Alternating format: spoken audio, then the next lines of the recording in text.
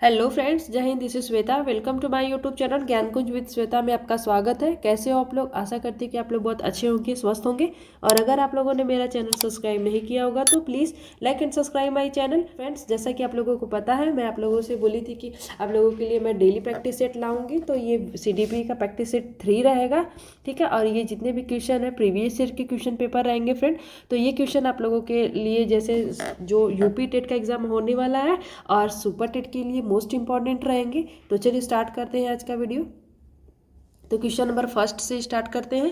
देखिए, question number first है कि एक शिक्षक देखता है कि बालक किसी कार्य को स्वयं नहीं कर पा रहा, ठीक है, लेकिन संकेत देने पर सफल हो जाता है। यह किस अवधारणा का उदाहरण है? देखिए, ये आप लोग पढ़े होंगे कि ये किस मतलब अवधारणा का उदाहरण है। इसको क्या कहना चाहते हैं, इसका राइट ऑप्शन क्या होगा? तो देखिए, ऑप्शन में है परिपक्वता, अनुकरण, ZPD और पुनर्बलन। तो इसका राइट ऑप्शन क्या हो जाएगा फ्रेंड? प्लीज़ आप लोग कमेंट बॉक्स में भी बताइए। और प्लीज़ आप लोग 30 क्वेश्चन में से आप लोग प्लीज़ लास्ट में बताइएगा कि आप लोग 33 में से किसने किस क्वेश्चन कर पा रहे हैं। अगर आप लोग 25 कर रहे हैं तो बेस्ट है, और अगर आप उस लोग उससे कम कर रहे हैं तो प्लीज़ आप लोगों को प्रैक्टिस की ज़रूरत है, ठीक है। आप लोग प्रैक्टिस जरूर कंटिन्यू अपना करिए।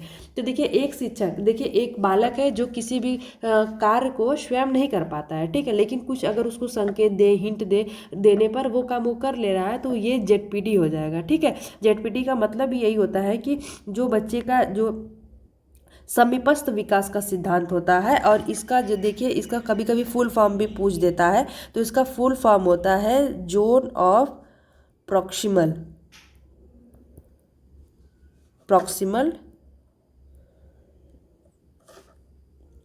डेवलपमेंट, ठीक है। ये कभी कभी आप लोगों को फुल फॉर्म भी इसका पूछ देता है, तो फुल फॉर्म इसका ये हो जाएगा आपका, ठीक है। और इसमें यही बच्चा एक करता है कि वो स्वतंत्र रूप से कार्य कर सकता है। लेकिन क्या होता है कि कोई अगर मार्गदर्शक हो, कोई हिंट देने वाला मदद कर सकता है, तो वो उस चीज़ को, उस कार्य को एकदम सफलपूर्वक और बहुत आसानी से कर सकता है, ठीक है। और ये जो सिद्धांत है, ये वैगोस्की का सिद्धांत है।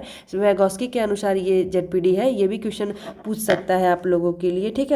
तो जो भी इम्पोर्टेंट पॉइंट है तो मैं आप लोगों के लिए बताते चलूँगी। और इससे आपका एक ही क्वेश्चन नहीं बल्कि कितने, देखिए इसमें से एक क्वेश्चन ये भी पूछ सकता है किसका है ZPD। तो वैगोस्की का है। इसका ZPD का फुल फॉर्म क्या होता है? तो जोन्स ऑफ प्रॉक्सिमल डेवलपमेंट होता है, ठीक है। और इनका वैगोस्की का जो सिद्धांत है उसका क्या नाम है? तो उसका जो नाम है सामाजिक सांस्कृतिक सिद्धांत, ठीक है। सामाजिक सांस्कृतिक, ठीक, सिद्धांत, इनके जो सिद्धांत का नाम है। देखिए, 3-4 क्वेश्चन मैं आप लोगों को बता दी। तो ऐसे ही आप लोग प्लीज़ जो वीडियो को लास्ट तक देखिएगा, और प्लीज़ अगर वीडियो अच्छा लगे तो प्लीज़ चैनल को सब्सक्राइब करिएगा, ठीक। नेक्स्ट क्वेश्चन पे चलते हैं। नेक्स्ट क्वेश्चन क्या है कि एक बच्चा पानी की जो है मात्रा बदलने पर यह कहता है कि लंबा गिलास ज़्यादा पानी रखता है, यह दर्शाता है, ठीक है। देखिए, आप लोग पहले क्वेश्चन को समझिए, ठीक है। अगर आप लोग क्वेश्चन को समझेंगे फिर ही उसके बाद ये क्वेश्चन कर पाएंगे।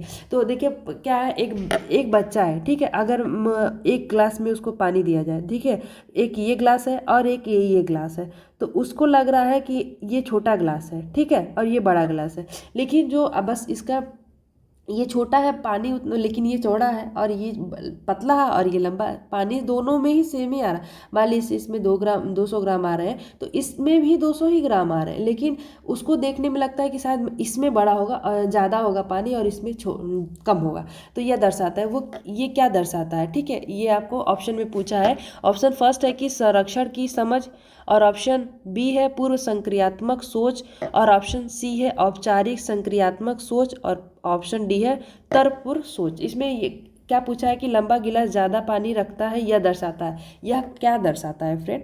तो देखिए, इसमें ये दर्शाता है कि इसमें ऑप्शन बी हो जाएगा, पूर्व संक्रियात्मक सोच।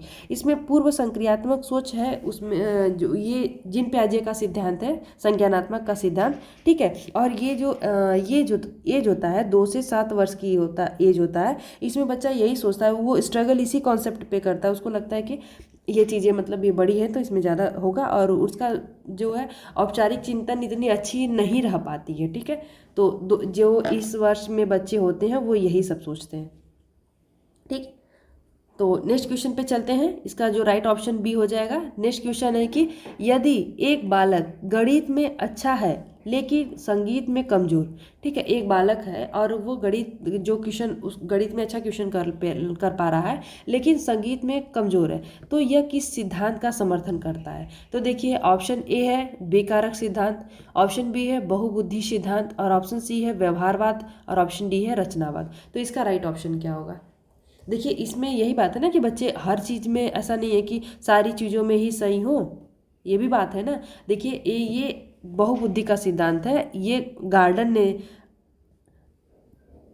गार्डनर है वो दिए थे। तो इनका ये सिद्धांत है कि क्या होता है कि बहुबुद्धि का सिद्धांत इन्होंने यही दिए हैं, और ये 8 प्रकार की इसमें बुद्धि बताए हैं कि ऐसा नहीं है कि कोई एक बच्चा है वो गणित में अच्छा हो तो सब चीज़ों में कोई एक अच्छा नहीं हो सकता, कोई कहीं से स्ट्रांग है तो कहीं से वीक है, ठीक है। तो ये बहुबुद्धि का सिद्धांत है, हार्वर्ड गार्डनर ने प्रतिपादित किया था, क्योंकि इनका मानना है कि लोग अलग अलग प्रकार के होते हैं। जैसे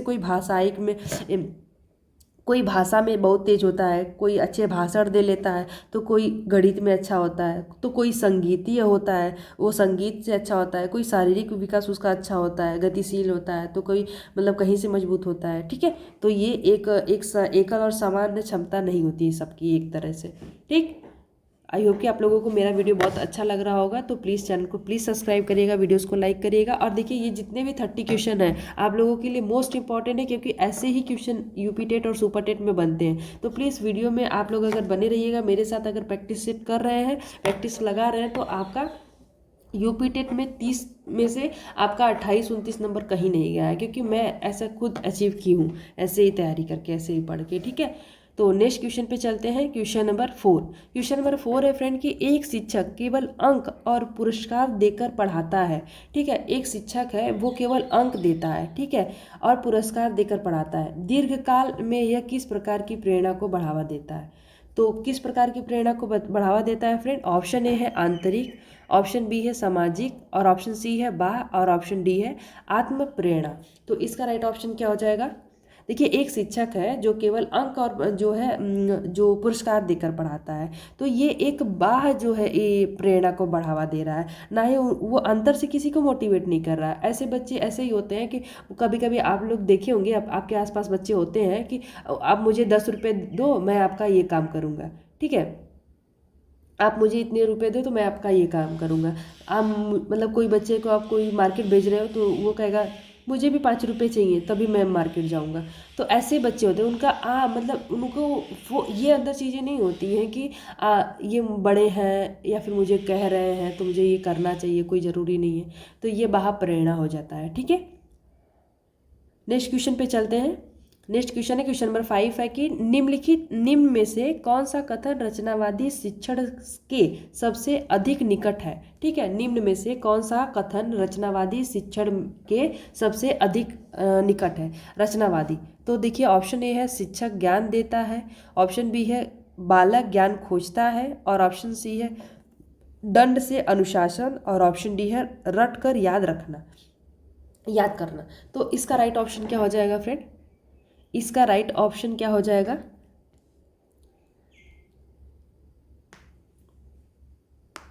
तो देखिए अगर रचनावादी है, रचनावादी का मतलब होता है क्रिएटिव बालक, ठीक है, जो बालक क्रिएटिव होता है, ठीक। तो क्रिएटिव अगर मतलब उसके अंदर कुछ करने की हमेशा कोई बच्चे होते हैं ना, हमेशा कुछ ना कुछ घर में भी कोई ना कोई कुछ ना कुछ काम करते रहते हैं, ठीक है। बड़े लोग दोपहर में अगर सो गए हैं, सब कुछ शांति है, लेकिन वो कुछ ना कुछ अपना दिमाग लगाते रहते हैं, तो उनको क्रिएटिव बालक कहते हैं। ये बालक ज्ञान मतलब बालक ज्ञान को खोजता है, ठीक है। यह रचनावादी जो सिद्धांत होता है वो ज्ञान पर जोर देता है, और बालक जैसे निष्क्रिय रूप से प्राप्त नहीं करता है, बल्कि शिक्षार्थी जो है सक्रिय रूप से रहता है। इसमें जो है वो कुछ न कुछ क्रिया करके कुछ सीखना चाहता है, अपने अनुभवों से सीखना चाहता है, ठीक है। एक मिनट, अपने अनुभव से वो कुछ सीखना चाहता है, ठीक। तो वो अपना निर्माण करता है, अपने ज्ञान की खोज करता है, और वो ऐसे शिक्षार्थी जो होते हैं वो केंद्रित दृष्टिकोण वाले होते हैं, और वो जैसे अन्वेषण जैसे उनका जो है, वही मैं बोली ना, अन्वेषण खोज करके उसके माध्यम से वो सीखना और प्रोत्साहित रहते हैं अंदर से। ठीक, नेक्स्ट क्वेश्चन पे चलते हैं। क्वेश्चन नंबर 6 है कि यदि एक छात्र पहले गणित सीखता है और फिर भौतिकी में आसानी होती है तो यह है क्या है? ऑप्शन ए है नकारात्मक स्थानांतरण, और ऑप्शन बी है शून्य स्थानांतरण, और ऑप्शन सी है सकारात्मक स्थानांतरण, और ऑप्शन डी है सामान्यीकरण। तो देखिए, मैं जो लोग भी मेरा पिछला वीडियो नहीं देखे होंगे, पिछला प्रैक्टिस सेट 2, उसमें मैंने इस पे सिंपल क्वेश्चन लाया है और उसमें एक्सप्लेन भी मैं की हूँ। आज फिर से मैं एक्सप्लेन कर देती हूँ। तो देखिए, इसमें क्या है कि जैसे जो स्थानांतरण होता है, इसका क्या मतलब होता है कि अगर आप एक साइकिल चला रहे हैं, ठीक है, अगर आप साइकिल चला रहे हैं तो इससे क्या होगा कि आप अगर फिर उसके बाद आप बाइक चलाना सीख रहे हैं, तो बाइक अगर चलाना सीख रहे हैं, उसमें जो आप साइकिल चलाए हो उसका कुछ यूज़ आ रहा है, सीखे हुए का कुछ यूज़ आ रहा है, तो ये हो गया स्थानांतरण।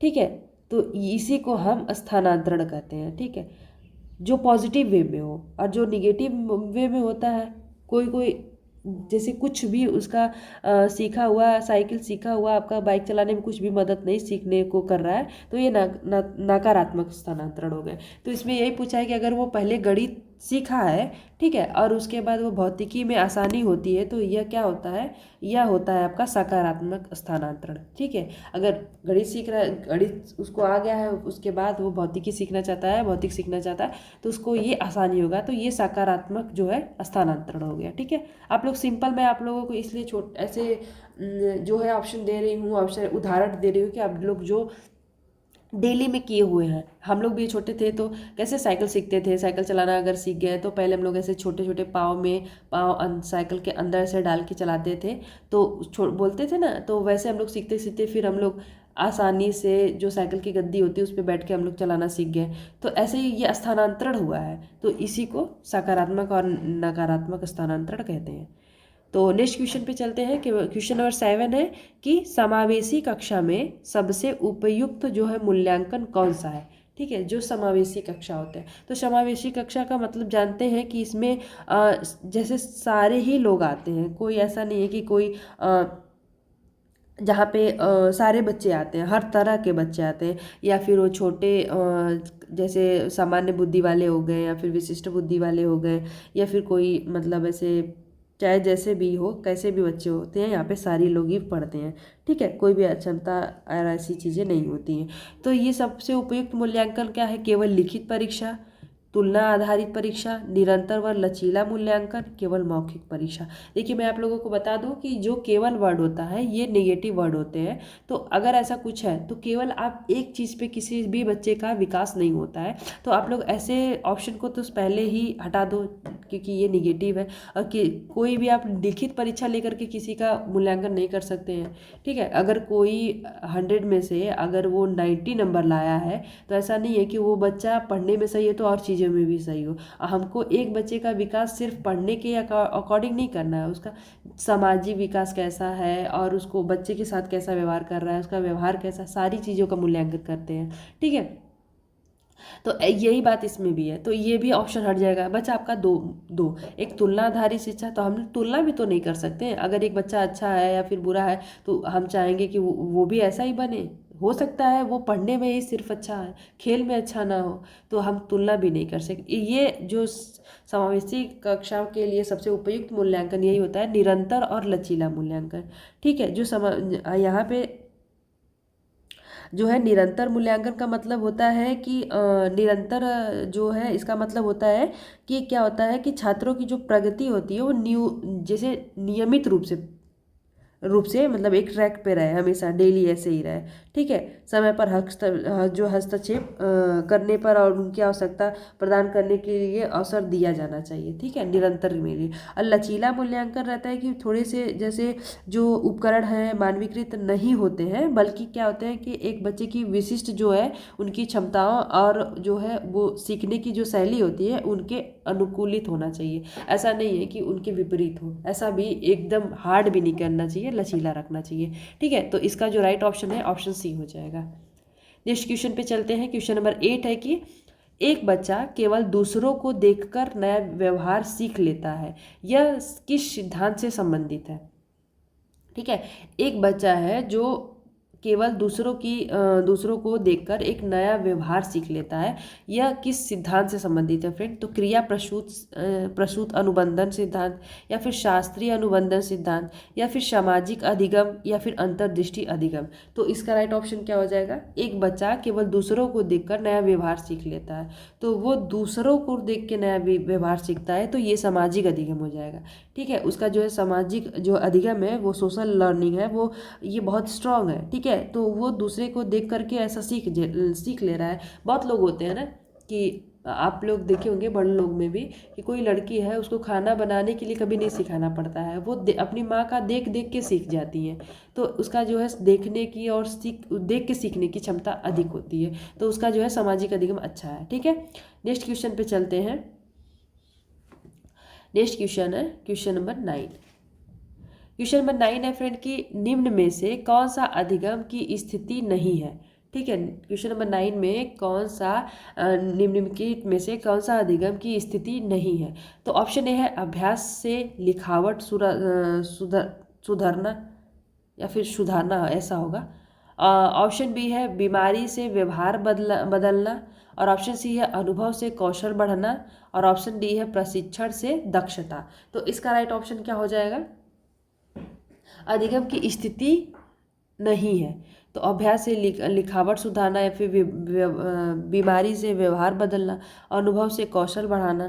तो इसका राइट ऑप्शन क्या हो जाएगा?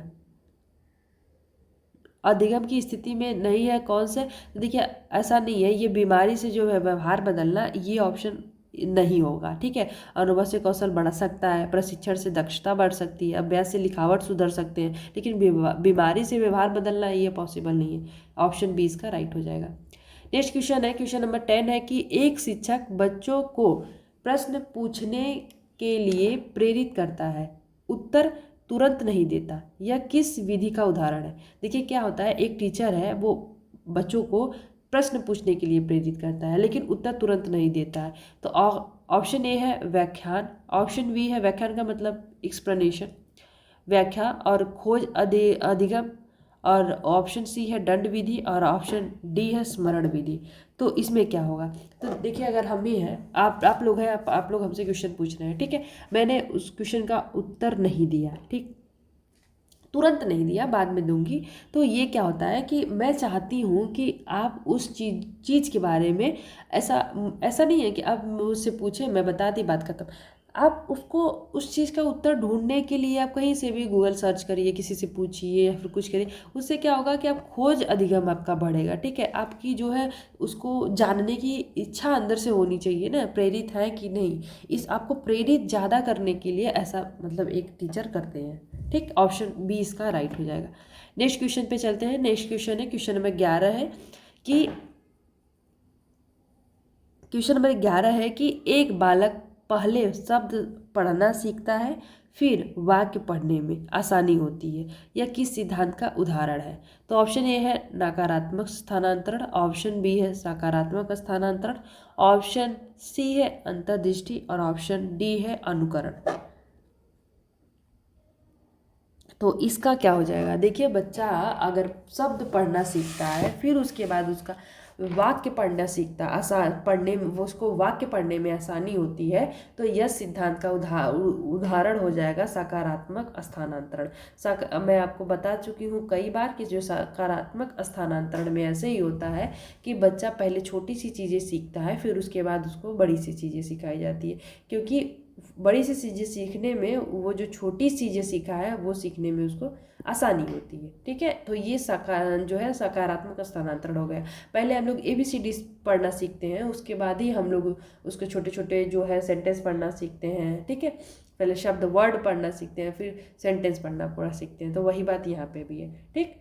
नेक्स्ट क्वेश्चन पे चलते हैं। क्वेश्चन नंबर 12 है कि यदि शिक्षक बच्चों को बिना मदद के कठिन कार्य देता है, तो यह किस सिद्धांत के विरुद्ध है? किस सिद्धांत के विरुद्ध है? देखिए विरुद्ध पूछा है, और जो नहीं वाले भी आते हैं तो आप लोग उसको भी ध्यान दीजिएगा। ऐसा नहीं है कि हम इसको क्वेश्चन को आप लोग पहले अच्छे से पढ़िएगा, क्योंकि एग्ज़ाम हॉल में ऐसे बहुत सारे होते हैं, मतलब जो स्टूडेंट होते हैं ऐसे बहुत सारे होते हैं जो एक तो घबराए रहते हैं अंदर से, और वो क्वेश्चन को सही से पढ़ते नहीं है। तो क्वेश्चन में क्या पूछा गया है वो उसको समझने की कोशिश नहीं करते हैं, और उनको लगता है बस ये सही है, ये ऑप्शन टिक कर दो। फिर वही लोग घर आके जब अच्छे से क्वेश्चन पेपर को देखते हैं तो उनको ये पछतावा होता है कि मैंने क्वेश्चन को उस टाइम में अच्छे से पढ़ा क्यों नहीं। तो प्लीज़ आप लोग ये गलती मत करिएगा, एग्जाम हॉल में अच्छे से क्वेश्चन को पढ़िएगा, ठीक है। तो यदि पूछा गया है कि यदि शिक्षक बच्चों को बिना मदद के कठिन कार्य देता है तो क्या होता है, तो यह किस सिद्धांत के विरुद्ध है। ऑप्शन ए है प्याजे, ऑप्शन बी है स्कीनर, और ऑप्शन सी है वैगोस्की, और ऑप्शन डी है थॉर्नडाइक। तो इसका राइट ऑप्शन क्या हो जाएगा। तो देखिए इसका जो राइट ऑप्शन हो जाएगा ये किस सिद्धांत के विरुद्ध है फ्रेंड, तो ये वैगोस्की के सिद्धांत के विरुद्ध है, ठीक है। क्या होता है कि जब एक शिक्षक बालकों को बिना मदद के कठिन कार्य देता है तो ये वैगोस्की के, मैं आप लोगों को बताई कि जो ये सामाजिक, ठीक है, सामाजिक सांस्कृतिक सिद्धांत है उसके विरुद्ध है। और ये सिद्धांत किसका है, तो वैगोस्की का है, ठीक है।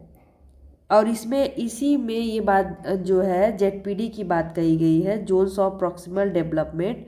इसमें यही बात की गई है कि बच्चे को किसी काम में मदद अगर कठिन है तो उसमें थोड़ा सा उसको हिंट दिया जाए, उसके बाद वो अपने आप ही वो काम कर लेगा, ठीक है। तो इसमें यही बात कही गई है। और ये इसका फुल फॉर्म भी पूछेगा तो मैं आप लोगों को बताई थी कि जोन ऑफ प्रॉक्सिमल डेवलपमेंट, ठीक है, प्रॉक्सिमल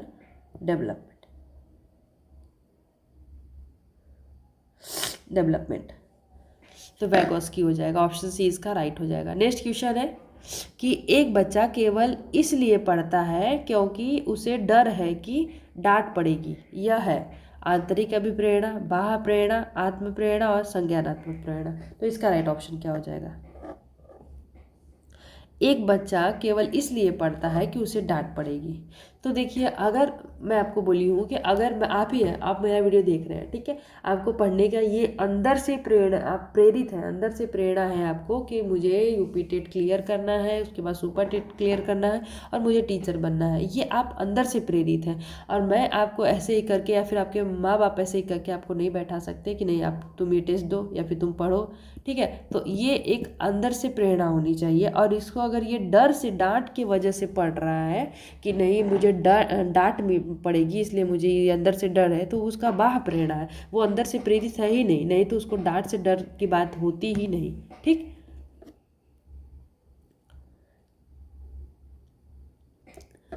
नेक्स्ट क्वेश्चन है, क्वेश्चन नंबर 14 है कि निम्न में से कौन सा कथन संरक्षण की अवधारणा को दर्शाता है, ठीक है। कौन सा ऐसा कथन है जो संरक्षण की अवधारणा को दर्शाता है।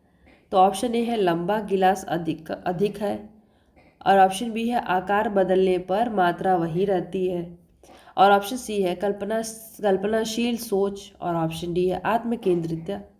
तो इसका राइट ऑप्शन क्या हो जाएगा। इसका राइट ऑप्शन क्या हो जाएगा। निम्न में से कौन सा कथन संरक्षण की अवधारणा को दर्शाता है।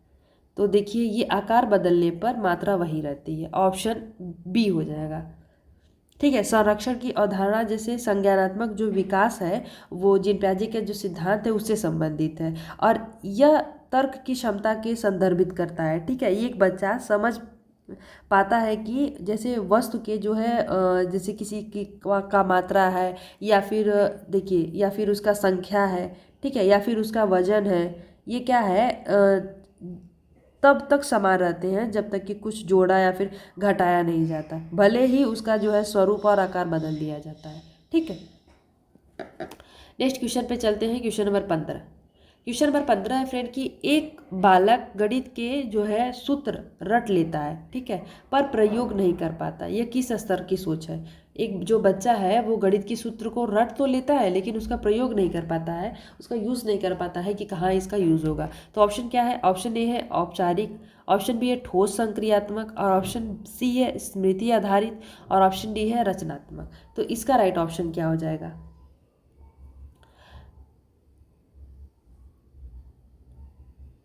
तो इसका जो राइट ऑप्शन हो जाएगा स्मृति आधारित हो जाएगा फ्रेंड। इसका जो राइट ऑप्शन हो जाएगा स्मृति आधारित, ठीक है, स्मृति का जो है उसी पे ये आधारित है कि वो उसका याद तो कर ले रहा है, रट ले रहा है, पर उसका प्रयोग नहीं कर पा रहा है। ठीक, नेक्स्ट क्वेश्चन है 16 नंबर की, बंडूरा के अनुसार सीखने के लिए सबसे आवश्यक है, क्या है फ्रेंड? तो ऑप्शन ए है दंड, और ऑप्शन बी है अभ्यास, और ऑप्शन सी है मॉडल, और ऑप्शन डी है परिपक्वता। आप लोग तुरंत ऐसा मत करिएगा कि अभ्यास लगा दीजिएगा, पहले आप लोग इसके अकॉर्डिंग पूछा है बंडूरा किसका सिद्धांत, और ये जो सिद्धांत दिए थे इनके सिद्धांत का क्या नाम था, और ये किस पे ये सिद्धांत दिए थे। तो देखिए ये मॉडल, इनके अनुसार सीखने की सबसे अधिक आवश्यक चीज़ है मॉडल। ठीक है, और इनका जो बंडूरा का ये सामाजिक अधिगम का सिद्धांत है। ठीक है, इनके ये कभी कभी कि सिद्धांत के बारे में पूछ देता है कि सामाजिक अधिगम का जो है सामाजिक अधिगम का जो सिद्धांत है ये किसने दिया है। तो ये क्या है, कौन है, बंडूरा दिए थे। और लोग दूसरों का अवलोकन करके और उनका अनुकरण जो है करके सीखते हैं। ठीक है, इस प्रक्रिया के अनुसार जिस व्यक्ति के व्यवहार का जो है अवलोकन और अनुकरण की किया जाता है उसे ही हम मॉडल कहते हैं। ये इन्होंने ये बात कही थी। ठीक, नेक्स्ट क्वेश्चन पे चलते हैं। नेक्स्ट क्वेश्चन है कि समावेशी शिक्षा में पाठ्यक्रम होना चाहिए। ठीक है, जो समावेशी शिक्षा होता है उसमें पाठ्यक्रम क्या होना चाहिए, कठोर होना चाहिए, या फिर समान होना चाहिए, या फिर लचीला होना चाहिए, या फिर कठिन होना चाहिए। तो मैं आप लोगों को बता दूं कि मैं अब पीछे भी आप लोगों को बताई कि जो समावेशी शिक्षा होता है वो लचीला होना चाहिए। ठीक है, समावेशी जो शिक्षा होता है वो लचीला होना चाहिए। नेक्स्ट क्वेश्चन पे चलते हैं। क्वेश्चन नंबर 18 है कि यदि कोई बच्चा बीमारी के कारण पढ़ना भूल जाए तो यह कहलाएगा अधिगम, स्थानांतरण, विस्मृति या फिर विकास। तो देखिए अगर कोई बच्चा है और उसका बहुत ज़्यादा तबीयत खराब है या फिर वो बीमार है और वो बीमारी के कारण अपना जो है पढ़ा हुआ ज्ञान को भूल गया है तो उसको विस्मृति कहते हैं। ठीक है, वो विस्मृति उसका जो है वो भूल गया है बीमारी के कारण, विस्मृति कहलाएगा। विस्मृति का मतलब होता है फॉरगेट। ठीक है, फॉरगेट इंग्लिश में होता है जो बोला जाता है फॉरगेट मीन्स होता है भूलना। ठीक है, इसका अर्थ होता है कि कोई सीखी हुई जो बात होती है उसको याद करने या फिर पुनः स्मरण करने में विफलता या फिर भूल जाना। ठीक, नेक्स्ट क्वेश्चन है कि निम्न में से कौन सा कथन बाल केंद्रित शिक्षा को दर्शाता है। कौन सा कथन ऐसा होता है कि जो बाल केंद्रित शिक्षा को दर्शाता है फ्रेंड। तो ऑप्शन ए है शिक्षक बोलता है, ऑप्शन बी है पाठ्य पुस्तक सर्वोपरि है, और ऑप्शन सी है बालक सक्रिय है, और ऑप्शन डी है परीक्षा मुख्य। तो इसका राइट ऑप्शन क्या हो जाएगा, इसका राइट ऑप्शन क्या हो जाएगा फ्रेंड। और प्लीज़ आप लोग मुझे कमेंट में लास्ट में ज़रूर बताइएगा कि आप लोगों का 30 क्वेश्चन में से कितना राइट हो रहा है। ठीक है, और इससे आप लोगों का भी एक मतलब एक अंदाज़ा लगेगा कि नहीं मैं कितना कर पा रहा हूँ। मैं आपको बता दे रही हूँ कि अगर आप 30 में से 25 कर पा रहे हो तो समझ लो आप अच्छा कर रहे हो, और अगर उससे ज़्यादा कर रहे हो तो उस बेस्ट है, तो उससे कोई बात ही नहीं है। लेकिन अगर आप 25 से कम कर पा रहे हो तो प्लीज़ आप लोगों को अभी प्रैक्टिस करने की ज़रूरत है। और आज हम लोग CDP का प्रैक्टिस कर रहे हैं, धीरे धीरे हम लोग आगे भी EVS हो गया और हिंदी हो गया, संस्कृत हो गया, उस सब से भी हम प्रैक्टिस सेट लाएंगे। ठीक है, तो पढ़ेंगे, प्रैक्टिस करेंगे। तो देखिए इसका जो बालक जो है वो सक्रिय रहता है, जो बाल केंद्रित शिक्षा को दर्शाता है वो उसमें क्या होता है कि जो बालक होता है वो सक्रिय होता है। सक्रिय का मतलब वही है, क्रिएटिविटी होती है उसके अंदर, क्रिएटिव होता है वो बालक। नेक्स्ट क्वेश्चन है कि यदि शिक्षक केवल सही उत्तर पर ध्यान देता है, प्रतिक्रिया पर नहीं, यह किसके विरुद्ध है। व्यवहारवाद, ऑप्शन बी है रचनावाद, और ऑप्शन सी है अनुबंधन, और ऑप्शन डी है अभ्यास नियम। तो इसका राइट ऑप्शन क्या हो जाएगा, यदि शिक्षक केवल सही उत्तर पर ध्यान देता है, प्रक्रिया पर नहीं, तो यह किसके विरुद्ध है।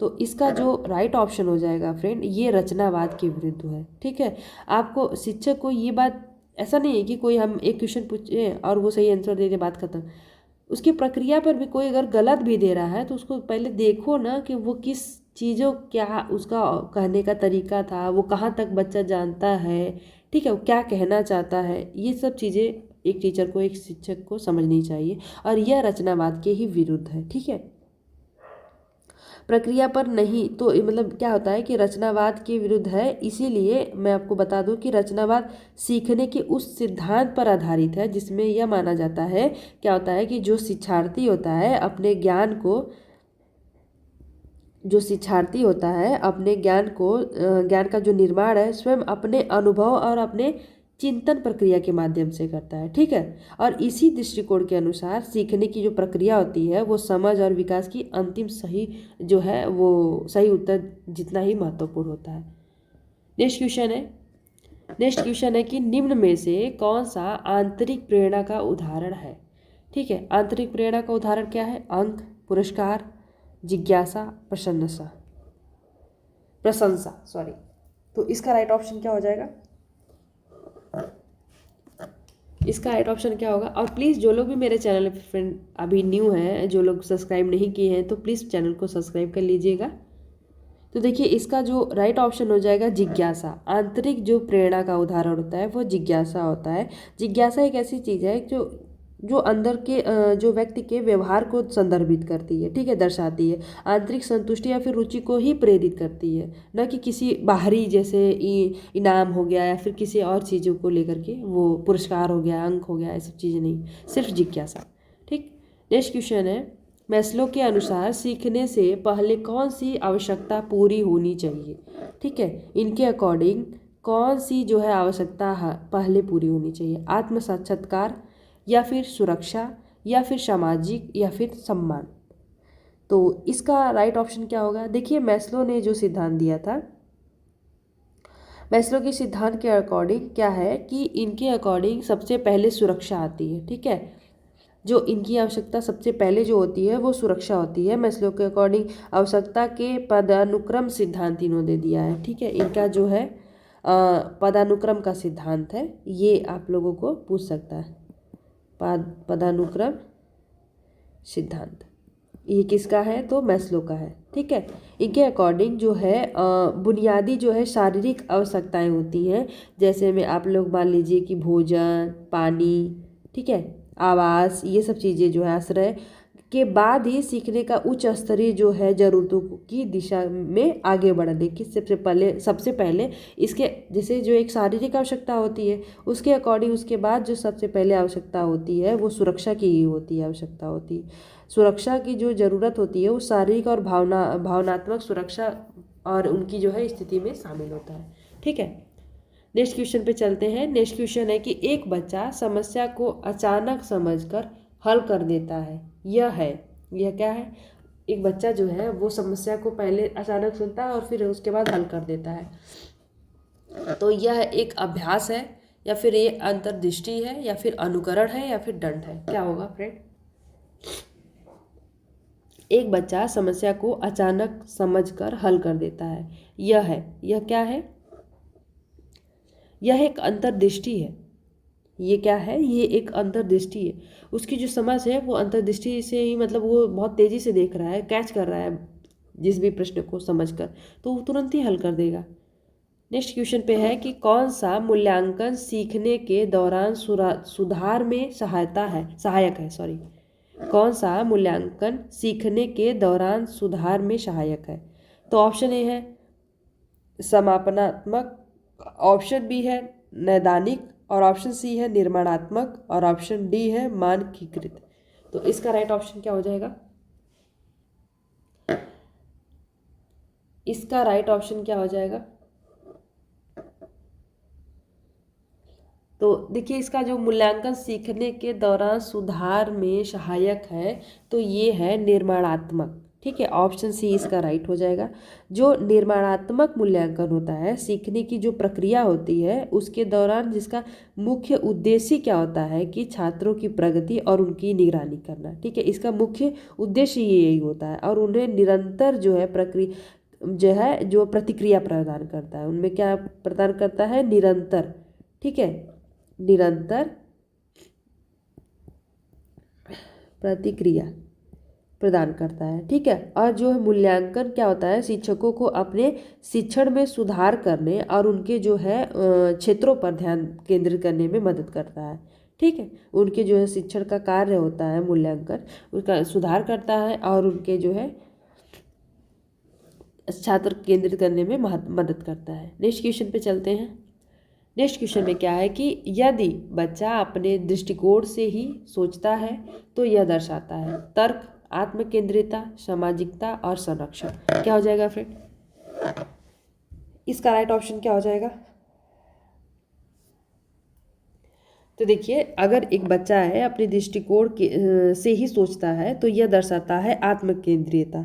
ठीक है, जो एक बच्चा, आप लोगों को मैं बताता हूँ कि अपने दृष्टिकोण से ही सोचता है और दूसरे की दृष्टिकोण को समझने में असमर्थ रहता है, तो यह आवश्यक मतलब अवस्था को बाल विकास के संदर्भ में आत्मकेंद्रियता या फिर अहम केंद्रवाद कहा जाता है। ठीक है, और ये जिन प्याजे का जो संज्ञानात्मक जो है सिद्धांत है, संज्ञानात्मक विकास का जो सिद्धांत है उसी के अकॉर्डिंग उसी में आता है पूर्व संक्रियात्मक अवस्था कि एक मतलब जो मैं हम लोग को अभी पढ़े हैं पीछे भी, जो पूर्व संक्रियात्मक अवस्था है उस पर आधारित है। ठीक है, उसका ये प्रमुख विशेषता है,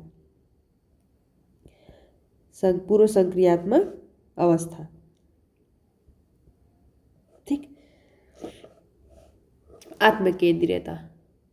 नेक्स्ट क्वेश्चन पे चलते हैं। नेक्स्ट क्वेश्चन क्या है कि सीखना सबसे अस्थाई होता है जब कब दंड को, भय को, रुचि हो या फिर दबाव हो। तो देखिए, सीखना तभी अस्थाई हो सकता है जब बच्चा अपने रुचि से सीख रहा हो। ठीक है, वो तभी ही अस्थाई हो सकता है। जब तक उसकी रुचि नहीं है तब तक वो अस्थाई नहीं रहेगा। आपके डर से वो दंड देंगे, आपके दंड से वो बैठ सकता है, पढ़ सकता है, लेकिन वो ऐसा नहीं है कि वो जो भी 2 पेज पढ़ रहा है तो 2 पेज उसको सही से समझ में आ ही रहा हो। आपके भय से वो पढ़ सकता है, लेकिन वही बात है कि फिर से वो सही, जो ज़रूरी नहीं है कि वो बातें जो पढ़ी है उसको समझ में आई, और दबाव से भी कर सकता है। लेकिन बातें वही आ गई फिर से कि अस्थाई होता है नहीं होता है, ये तभी अगर अस्थाई है तो वो अपने रुचि से ही पढ़ेगा तभी ही अस्थाई रहेगा। ठीक, नेक्स्ट क्वेश्चन पे चलते हैं। नेक्स्ट क्वेश्चन है कि निम्न में से कौन सा विकास का सिद्धांत नहीं है। ठीक है, कौन सा विकास का सिद्धांत नहीं है? सेफेलोकॉडल या फिर प्रॉक्सिमल डिस्टल या फिर रेनफोर्समेंट या फिर सामान्य से विशिष्ट। तो देखिए, निम्न में से कौन सा क्या पूछा है? विकास का सिद्धांत नहीं है। तो जो रेनफोर्समेंट होता है ये विकास का सिद्धांत नहीं होता है। सामान्य से विशिष्ट भी होता है और प्रॉक्सिमल डिस्टल भी होता है और सेफेलोकॉडल भी होता है। तो देखिए, ये जो है रेनफोर्समेंट जो होता है ये आपका जो है वो विकास के अकॉर्डिंग नहीं आता है, विकास के सिद्धांत के अकॉर्डिंग नहीं आता है। नेक्स्ट क्वेश्चन है कि एक शिक्षक समूह कार्य पर जोर देता है, यह किस सिद्धांत से जुड़ा है? ठीक है, एक शिक्षक जो होता है वो समूह कार्य पर जोर देता है, वह किस सिद्धांत पर जुड़ा होता है? ऑप्शन है प्याजे, ऑप्शन बी है वायगॉस्की, और ऑप्शन सी है स्किनर, और ऑप्शन डी है फ्रायड। तो इसका राइट ऑप्शन क्या हो जाएगा?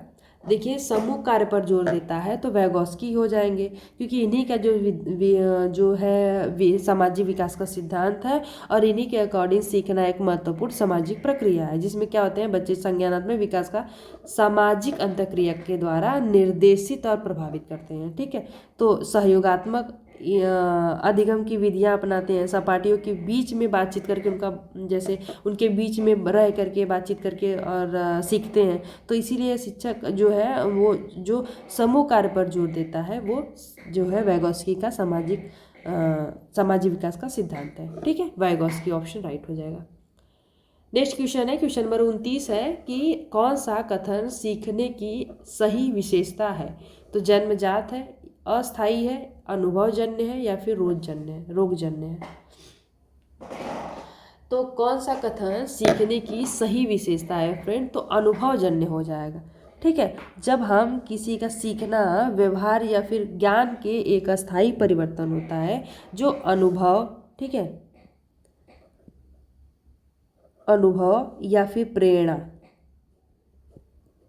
प्रेरणा और एक होता है, और क्या होता है? पर्यावरण। ठीक है, पर्यावरण, यही जो तीनों चीज़ें होती है वो प्रभावित होता है, और यह जो है जन्मजात नहीं होता है, यह एक अस्थाई है। ठीक है,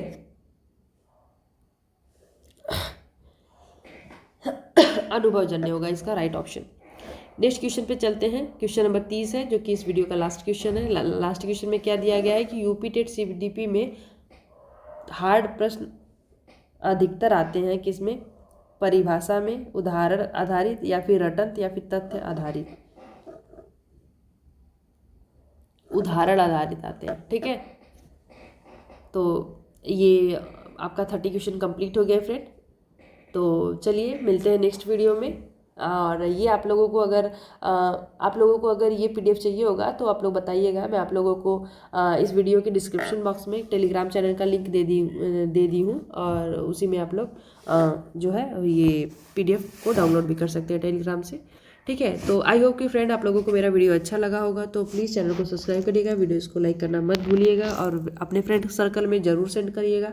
और ऐसे स्टडी करते रहिए, मेरे साथ प्रैक्टिस सेट लगाते ही रहिएगा। आपका सुपर टेट हो या फिर टेट हो, ज़रूर ही निकलेगा। बट यही बात है कि आपको जो स्टडी है वो कंटिन्यू रखनी है, ठीक है। ऐसा नहीं है कि आप एक दिन 8 घंटे पढ़ें, एक दिन पढ़े ही नहीं, तो ऐसा नहीं करिएगा। और अपना ध्यान रखिएगा अपने स्वास्थ्य का, पहले आप लोग का वो ज़रूरी है। अगर स्वास्थ्य सही रहेगा तभी स्टडी अच्छे से हो पाएगी। तो thank you so much friend, जय हिंद।